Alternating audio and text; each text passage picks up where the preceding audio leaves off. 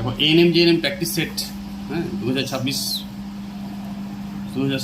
সালের পরীক্ষার জন্য আমরা প্র্যাকটিস করছি। দেখো এখানে প্রথম চ্যাপ্টারে আসে ডিকটিউজম কি। ডিকটিউজম হচ্ছে গলগি বডি।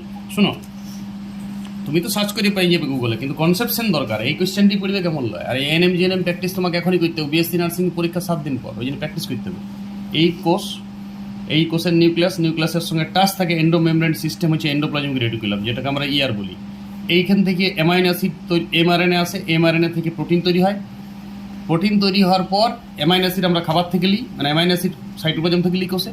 এখান থেকে এমআরএনএ আসে, এমআরএনএ কোডন আসে, কোডন থেকে এখানে প্রোটিন তৈরি হয় বা মডিফিকেশন হয়, সেইটা গলগি বডিতে চলে যায়। আর এন্ডোপ্লাজমিক রেটিকুলার পরেই গলগি বডির অবস্থান করে প্রাণী কোষে। কিন্তু উদ্ভিদ কোষে থাকে বিক্ষিপ্ত আকারে গলগি বডি, যেখানে সেখানে। এই উদ্ভিদ কোষের এই গলগি বডির বিশেষ যে বিক্ষিপ্ত আকারে গলগি বডির যে অবস্থা, সেইটাকে ডিকটিউজম বলা হয়। কৃপা ধ্যান দেয়। তাহলে বাইরে থেকে কোশ্চেন হবে না, ডিকটিউজম গলগি বডি, কিন্তু এটা আবার উদ্ভিদ কোষের গলগি বডি। উদ্ভিদ কোষের গলগি বডিটা বিক্ষিপ্ত আকারে থাকে, প্রাণী কোষের গলগি বডিটা এক নির্দিষ্ট স্থানে থাকে। এই জন্য উদ্ভিদ কোষের গলগি বডিকে ডিকটিউজম বলে। এমনি প্রচুর প্রশ্ন ছোট ছোট করে কনসেপশন হবে। বাইরের থেকে এমসিকিউ আলোচনা করলে তুমি এনএম জেএনএম র্যাঙ্ক হবে না। বায়োলজিটা অন্তত কনসেপশন থাকবে, তারপরে উত্তর হবে। তাইলে তুমি এনএম জেএনএম খুব কাছে 500-এর মধ্যে র্যাঙ্ক হবে। ওকে।